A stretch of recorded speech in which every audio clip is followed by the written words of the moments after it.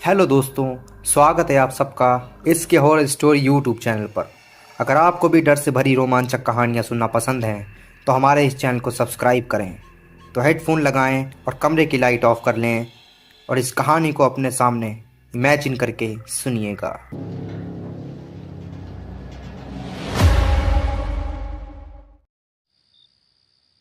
ये कहानी हम तक पहुंचाई है गोपाल चंद्र रॉय ने।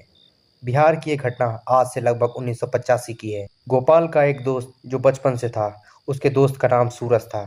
गोपाल और सूरज दोनों ही छोटे थे, लगभग 10 साल के आसपास। दोनों ही साथ स्कूल जाया करते थे। दोनों में बहुत गहरी दोस्ती थी।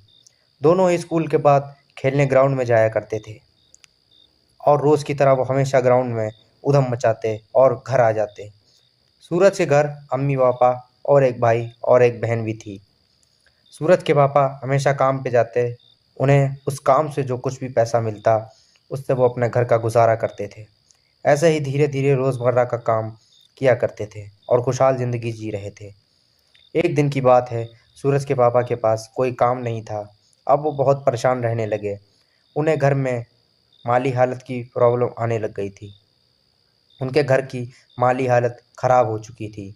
सूरज के घर में कुछ खाने को नहीं था। सूरज और उसके घर वाले बहुत दुखी रहते थे। सूरज के घर वालों को कोई मदद भी नहीं मिल रही थी। उसके पापा बड़ा दुखी होते इस बात को लेकर कि अब उनके घर का गुजारा कैसे होगा। घर में कुछ भी खाने को नहीं था। एक दिन की बात है, सूरज के पापा दुखी होके अपना घर छोड़ के बाहर निकल जाते हैं। चलते चलते उन्हें रात हो जाती है। रोड पे चल ही रहे थे अभी। सूरज के पापा कुछ दूर ही चले थे कि उन्हें एक जंगल दिखाई देता है। वो उस रोड से थोड़ा सा अंदर ही उन्हें नज़र आता है। वहाँ कोई तांत्रिक आग जला के बैठा था। सूरज के पापा उस तांत्रिक के पास जाकर बैठ जाते हैं। तांत्रिक अभी साधना में लीन था। तभी कुछ देर बाद तांत्रिक ने अपनी आंखें खोली और देखा कि एक 35 वर्षीय युवक उनके सामने बैठा है। सूरज के पिता मायूस होकर बोले, बाबा, मुझे कोई उपाय बताएं। मेरा परिवार भूखों से मर रहा है। ना मेरे पास काम है और ना ही कोई काम मिल रहा है। मुझे पैसे की बहुत ज़रूरत है, मैं अपने घर वालों का पेट भर सकूं। तांत्रिक मुस्कुराते हुए सूरज के पिता को देख रहा था। फिर कुछ देर बाद तांत्रिक बोला, क्या चाहिए तुम्हें? सूरज के पापा बोले, मुझे कोई उपाय बताएं बाबा, जिसे मैं अपने घर की माली हालत ठीक कर सकूं। तांत्रिक सोचने लगा और फिर बोला, एक रास्ता है, अगर तुम वो कर लो तो तुम्हें दुनिया का हर सुख मिलेगा। बाबा, आप जो कहो मैं करने को तैयार हूँ, बस मेरी परेशानी से मुक्ति कर दो। बाबा बोले, ठीक है, जो मैं तुम्हें बता रहा हूँ ध्यान से सुनना। बाबा ने बताया, तुम्हें कर्ण पिशाचनी साधना करनी होगी, तभी तुम अपनी परेशानी से मुक्त हो सकते हो।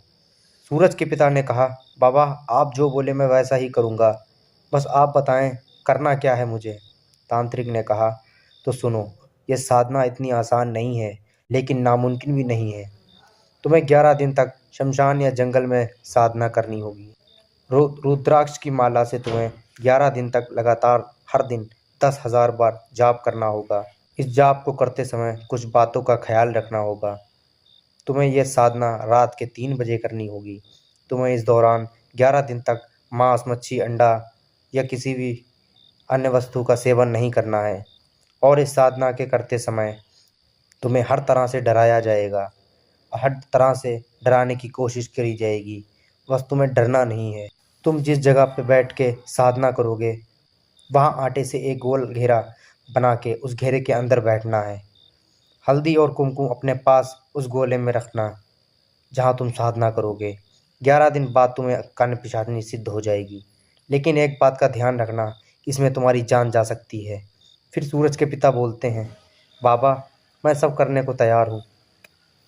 तांत्रिक ने उसे मंत्र बताया और सूरज के पिता ने उस मंत्र को ध्यान से सुन लिया और बाबा का धन्यवाद करते हुए बोलते हैं, बाबा अब मैं आपसे 12वें दिन मिलूँगा। इतना बोल के सूरज के पिता वहाँ से चले गए। सूरज के पिता अपने किसी जानने वाले की दुकान पर जाते हैं और उससे कुछ खाने पीने का सामान और साधना की विधि का सामान घर लेकर आते हैं। घर में सब खाना खाते हैं और सो जाते हैं। रात को 2:30 बजे सूरज के पिता उठकर शमशान चल जाते हैं और सारा सामान अपने साथ लेके शमशान के बीचों बीच बैठ जाते हैं। उन्हें थोड़ा अजीब लग रहा था, लेकिन वो हिम्मत जुटाते हैं और साधना शुरू करते हैं। सुबह के 5 बज चुके थे और उनकी साधना खत्म हो जाती है। पहली रात तो उन्हें कुछ महसूस नहीं होता। अगले दिन वो फिर साधना करते हैं। अभी उन्हें साधना करते 1 घंटा ही हुआ था, तभी उनके कानों में एक आवाज़ आती है, बंद करो ये साधना वरना मारे जाओगे। सूरज के पापा ये सुन के बहुत डर जाते हैं और इधर उधर देखने लगते हैं, मगर अपनी साधना बंद नहीं करते। वो अपनी साधना में लग जाते हैं और इस तरह 2 रात बीत जाती है। अब सूरज के पिता 11वीं रात को साधना करने चले जाते हैं और साधना शुरू करते हैं। अब सूरज के पिता को साधना करते हुए आधा घंटा ही हुआ था, तभी उनके सामने एक लाश दिखती है जो पूरी तरह जली होती है। सूरज के पिता को बहुत ही गंदी दुर्गंध आती है। वो फौरन अपनी आंखें खोलते हैं और देखते हैं कि लाश उनके सामने खड़ी है।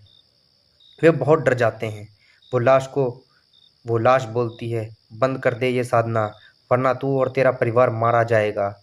यह सुन के वो बहुत डर जाते हैं और साधना बंद करने ही वाले थे, लेकिन वो सोचते हैं ये सब छलावा है कर्ण पिशाचिनी का। वो बैठे ही रहते हैं और मंत्र जाप करते रहते हैं और आंखें बंद कर लेते हैं। अब उन्हें कोई दुर्गंध नहीं आ रही थी। साधना खत्म होने ही वाली थी, तभी सामने से एक आवाज़ आती है, आंखें खोलो साधक, मैं कर्ण पिशाचिनी तुमसे प्रसन्न हुई। आज से तुम मेरे साधक हो, लेकिन मेरी कुछ शर्तें हैं। मैं जब भी तुम्हें बुलाऊं तुम्हें हर हाल में आना पड़ेगा। तुम कुछ भी करो पर मुझे मेरे बुलाने पर तुम्हें आना ही पड़ेगा। अगर नहीं आए तो मैं तुम्हें बदतर से बदतर मौत दूंगी। सूरज के पिता ये सब शर्तें मान लेते हैं और कर्ण पिशाचिनी बोलती है, अगर तुम्हें मुझे बुलाना होगा तुम अपने मन में 3 बार कर्ण पिशाचिनी बोलना, मैं हाजिर हो जाऊंगी। इतना कहकर कर्ण पिशाचिनी गायब हो जाती है और सूरज के पिता घर लौट जाते हैं। सूरज के पिता अब सुबह उठ जाते हैं और नाश्ता करके वो सोचते हैं क्यों ना कर्ण पिशाचिनी को बुलाया जाए।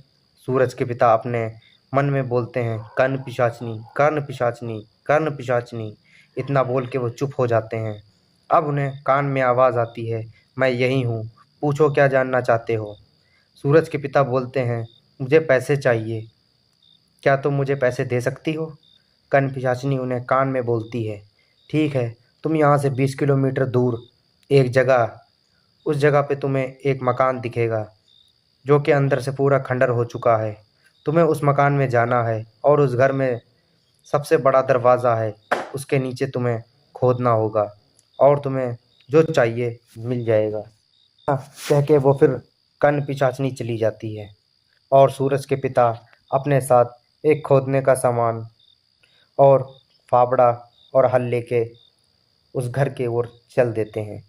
सूरज के पिता अब वहाँ पहुँच जाते हैं और उन्हें उस घर में एक दरवाज़ा दिखाई देता है।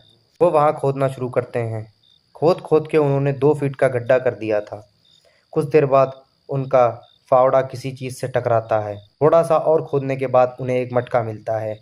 उस मटके को जब वो खोलते हैं तो उसमें से सोना और जेवर और कुछ सिक्के और चांदी के अशर्फियाँ मिलती हैं। वो बहुत खुश हो जाते हैं और सारा सोना चांदी लेकर घर आ जाते हैं। सूरज की माँ अब ये सब देख के हक्का बक्का रह जाती है और जब सूरज और उसके भाई और उसकी बहन ये सब देखती हैं तो खुशी के मारे नाचने लग जाते हैं। सूरज की माँ बोलती है, अरे ये कहाँ से मिला। तो सूरज के पिता ने बताया, मैं किसी खंडर घर में गया था, वहाँ से मुझे ये मिट्टी में दबा मिला। सूरज के पिता अपनी पत्नी को सच नहीं बताते और चुप हो जाते हैं। अब घर में खुशियाँ ही खुशियाँ थीं और सूरज के पिता उस सोने चांदी को अलग अलग दुकानों पर बेच देते और धीरे धीरे पैसे ले आते। ऐसे करते करते बहुत अमीर हो गए थे सूरज के घर वाले। अब जब भी सूरज के पिता को कुछ चाहिए होता तो वो कर्ण पिशाचिनी को बुलाते और उससे हर मुश्किल की समाधान ले लेते। दिन बीते जा रहे थे। एक साल की बात है, सूरज के पिता अपने रिश्तेदार की शादी में गए थे। तब वहाँ बहुत सारे मेहमान आए हुए थे तो सबसे बातें करने लगे। तभी कर्ण पिशाचिनी की आवाज़ उन्हें कानों में सुनाई देती है। वो कर्ण पिशाचिनी को इग्नोर कर देते हैं और उसके बोलने पे ही वो वहाँ नहीं जाते। कर्ण पिशाचिनी फिर से आवाज़ देती है पर वो उसे इग्नोर करते हैं। फिर सब अपने अपने घर लौट चुके थे। सूरज के पिता अभी सोए ही थे तभी उन्हें कर्ण पिशाचिनी बहुत ही गुस्से भरी आवाज में बोलती है, तुम्हें मैंने बुलाया था ना, तुमने मेरी शर्तें भूल गए क्या? सूरज के पिता डर जाते हैं और बिस्तर पर उठकर बैठ जाते हैं। तभी कर्ण पिशाचिनी बोलती है, अब मैं तेरी वो हालत करूंगी जिसे तूने सपने में भी नहीं सोचा होगा। कर्ण पिशाचिनी बहुत ही जोर आवाज में सूरज के पिता के कान में चिल्लाने लग जाती है। उसकी चीख से सूरज के पिता के कानों में खून आ जाता है। वो दोनों कानों पे अपने हाथ रख देते हैं। काफी देर तक उन्हें वो आवाज सुनाई देती है। फिर सूरज के पिता बेहोश हो जाते हैं। अब सूरज के पिता को रोज आवाज आती है कर्ण पिशाचिनी के चिल्लाने की। अब उनका पीछा नहीं छोड़ रही थी वो। ऐसा करते करते अब वो पागल हो जाते हैं और एक दिन फांसी लगा लेते हैं। पूरे घर में मातम था। फिर सूरज के पिता का अंतिम संस्कार किया जाता है। उसके बाद सूरज के घर वाले पूरी तरह से कंगाल हो जाते हैं। सारा सोना चांदी गायब हो जाता है। कुछ दिन बीत जाते हैं। अब सूरज अचानक बीमार पड़ जाता है। सूरज को ऐसी बीमारी हो जाती है जिसका कोई इलाज नहीं था। सूरज का खून बनना बंद हो जाता है और सूरज पीला दिखने लग जाता है। सूरज बहुत पतला हो जाता है, जिसे किसी ने उसका खून चूस लिया हो। सूरज ने अब कुछ दिन बाद अपने दोस्त से मिलने जाता है जिसका नाम गोपाल था। गोपाल सूरज को देख के बहुत मायूस हो जाता है और बोलता है, मेरे दोस्त, तुझे क्या हुआ है? मैंने सुना है तेरा बचना मुश्किल है। सूरज बोलता है, भाई कुछ नहीं होगा मुझे, मैं ठीक हो जाऊंगा, तू चिंता मत कर मेरी। अभी तो तेरी शादी में मुझे बहुत नाचना है और बहुत मज़े करने हैं।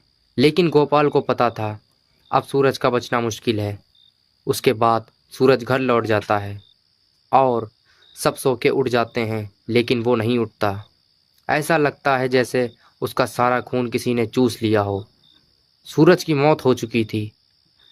यह बात गोपाल को पता चलती है और गोपाल उसके घर जाके बहुत रोता है। फिर उसका भी अंतिम संस्कार कर दिया जाता है।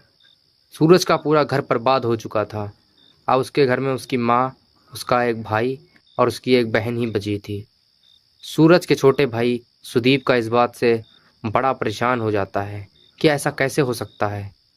सुदीप किसी बाबा के पास जाता है और उन्हें सारी बात बताता है। वो बाबा कुछ देर आंख बंद करके बैठे रहते हैं और सुदीप को बताते हैं, ये सब कर्ण पिशाचिनी ने किया है। तुम्हारे पिता ने कर्ण पिशाचिनी को सिद्ध किया था, लेकिन उन्होंने उसकी शर्तें नहीं मानी और यही गलती उन्हें भारी पड़ गई। इस वजह से उनकी जान चली गई है।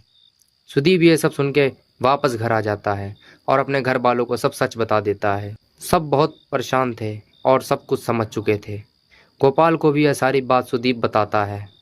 खैर, जो होना था सो हो गया। अब सुदीप अपने घर की जिम्मेदारी उठा लेता है, खूब मेहनत करता है और खूब कमा के अपने घर वालों का ख्याल रखता है। तो दोस्तों, देखा आपने कर्ण पिशाचिनी कितनी खतरनाक होती है। इसे सिद्ध करने का मत सोचना। अगर आपने इसको सिद्ध किया तो इसकी शर्तें माननी पड़ेंगी। अगर आपने इसकी शर्तें नहीं मानी तो आपके संग भी वही होगा जो सूरज के घर वालों के साथ हुआ। तो दोस्तों, अगर आपको कहानी पसंद आई है, वीडियो को लाइक कर दें और चैनल को सब्सक्राइब ज़रूर करें। तो मिलते हैं ऐसी ही इंटरेस्टिंग कहानी के साथ। तब तक के लिए गुड नाइट।